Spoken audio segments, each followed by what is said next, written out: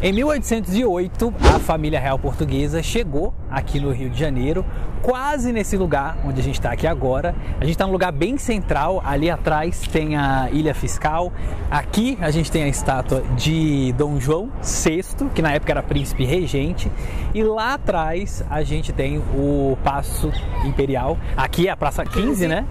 Isso, e a gente vai contar um pouco sobre a história do Paço. E hoje eu tô aqui com a Rafa, que vai me ajudar a contar essa história. A Rafa é da Rafa Rios. Isso, faz alguns passeios turísticos aqui no Rio de Janeiro também. Adoramos apresentar esse espaço da nossa cidade, que tem muita informação sobre a história do Brasil, colonial e imperial também. Isso aí. Então vamos seguir. Ali primeiro a gente vai falar sobre... é importante a gente dizer que tudo isso aqui, onde a gente tá pisando, era mar. Tudo foi aterrado, boa parte do Rio de Janeiro, do centro do Rio de Janeiro, da zona sul do Rio de Janeiro, foi aterrado também. Sim. E inclusive a gente vai ali no chafariz para mostrar um pouco, e a água chegava até lá. E depois a gente vai falar um pouco sobre o Paço também, né, que foi a primeira residência da família real.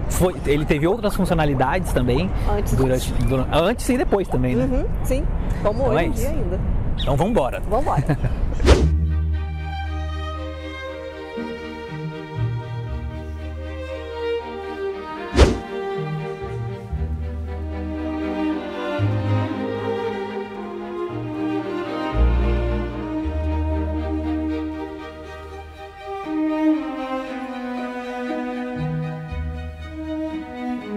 Então, Rafa, o que estava acontecendo em Portugal em 1807 para que a família viesse para cá? Muito bem. Em Portugal estava acontecendo a famosa invasão napoleônica. Bonaparte estava invadindo a Europa inteira e a ideia dele era chegar em Portugal e tomar mais um trono. E com isso, Dom João VI já estava ali mexendo os pauzinhos dele para sair de Portugal e vir para o Brasil para se aboletar por aqui e ficar, porque ele não queria perder o trono para Bonaparte. Então ele foge de Portugal, mas não com essa pressa que as pessoas acham, não, foi às pressas, não, ele já vinha calculado essa fuga há um tempo. Sim, até porque a quantidade de pessoas também que embarcaram foi muito maior. Muita gente. Praticamente a corte inteira. A corte inteira, praticamente. Então assim, os portugueses que não faziam parte da nobreza ficaram apavorados porque eles pensaram, nossa, o rei tá fugindo, vai deixar a gente aqui como? Porque todo mundo veio para cá, toda a nobreza veio para cá, mas a população de forma geral ficou por lá esperando Napoleão.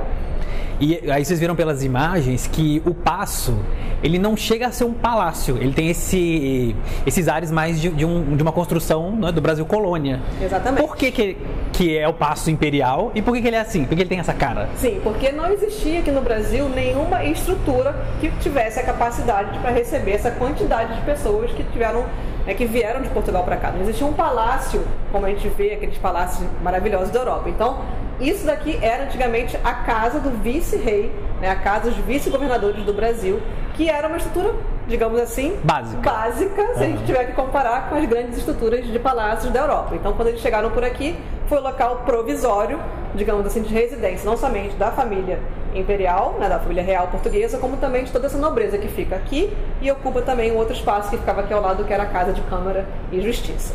E nessa época já tinha aquela coisa de Minas Gerais, a extração do ouro, a história do quinhão, tudo isso já acontecia. Tudo isso, exatamente. O Brasil, na verdade, quando eles chegam aqui no Rio de Janeiro, o Rio de Janeiro já era a capital do Brasil Império, justamente pela proximidade com a capitania de Minas Gerais, que eles traziam todo esse ouro, diamantes, pedras preciosas para o Rio de Janeiro. Aqui, inclusive, existia a Casa da Moeda, onde o ouro era transformado em moeda fisicamente. Então, esse lugar também fazia parte de toda essa estrutura burocrática, digamos assim, do Brasil Império.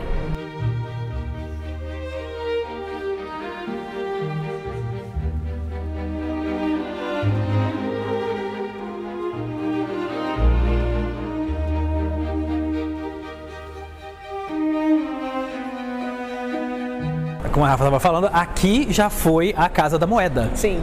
E aqui funcionava um forno, então. Exatamente. Então, você tem que imaginar aqui, todo o ouro era trazido aqui para o Rio de Janeiro, que era a capital. Chegava aqui, existia um armazém, ou seja, imagina que era um grande cofre real. E aí as moedas eram cunhadas aqui nesse espaço. A gente consegue até ver que ali tem uma antiga chaminé. Tá vendo aqui para onde saía bem escuro, a fumaça, bem escuro. E aqui então ficavam os fornos dessa Casa da Moeda. A gente tem até aqui uma estrutura também, que é uma espécie de grade, ou seja, aqui era como se você estivesse entrando cofrinho do Tio Patinho.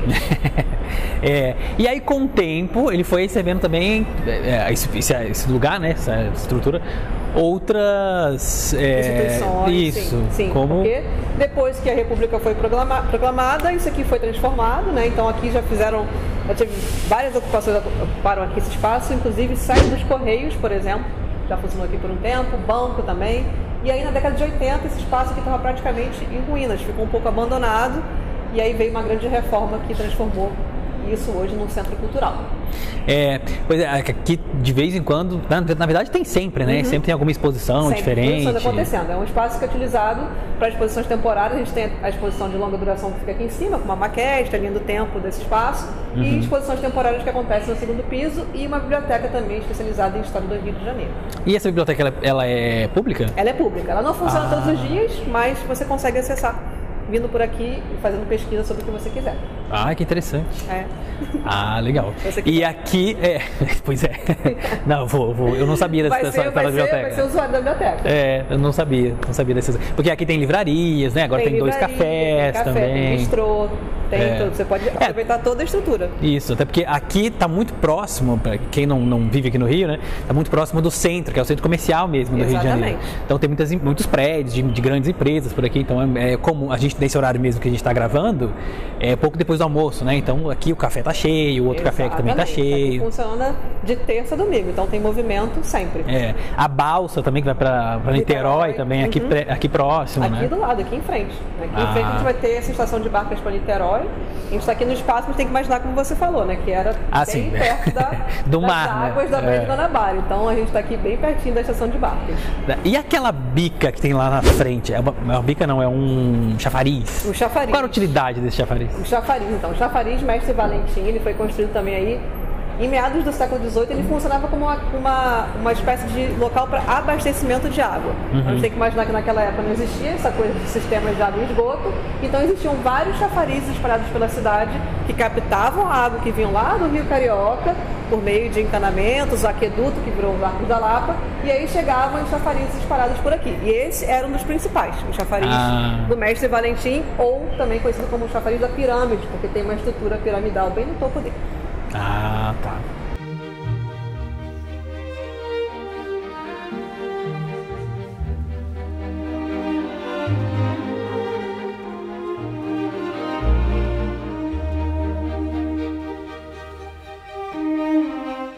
Bom, uma coisa muito importante aconteceu aqui em uma dessas janelas. Sim. Que foi? Esse espaço aqui realmente é um espaço muito importante para a história do nosso país, mas por aqui foi onde Dom Pedro realmente falou, deu aquela declaração de que ele ficaria no Brasil, de que ele não voltaria para Portugal. Então, em uma dessas janelas aqui, ele veio e disse que ficaria no Brasil, o famoso Dia do Fico. Isso, e aí depois do Paço Imperial, claro que a família acabou ficando aqui no Brasil, e ela se transferiu para onde hoje, né, é a Quinta da Boa Vista. Exatamente, eles saíram daqui porque Dom João VI falou que esse espaço aqui não era muito assim a altura da realeza dele, não tinha um jardim, não tinha nada, então eles se mudam para São Cristóvão, para a Quinta da Boa Vista, e aqui vira então o escritório, digamos, né, onde o rei vinha fazer os despachos. Inclusive aqui também aconteceu um outro evento muito importante, que foi a assinatura da Lei Áurea. Legal. E esse vídeo da Quinta da Boa Vista, a gente vai falar também como é que foi essa mudança, como é que ele comprou, entre aspas, né, isso daí. Mas aí isso vai ser para um outro vídeo. Vamos deixar para depois. Exato. Então, muito obrigado, Rafa, por todas as informações. Se você curtiu esse vídeo, inscreva-se, curta também, né? Siga a Rafa também. Qual que é o seu Instagram, Rafa? Rafa Rio. Lá no Instagram você vai achar a gente em rafa.rio.tours. Isso, a Rafa tem vários passeios aqui pelo Rio de Janeiro, não só esses mais históricos, mas também por Santa Teresa. Santa Teresa, a gente tem passeios de mirantes, a gente tem um monte de coisas, mas a gente adora falar sobre a história do Brasil. Legal. Então, muito obrigado mais uma vez. Eu que agradeço. E siga a Rafa, se inscreva aqui no canal, siga a gente lá no Instagram também e até uma próxima.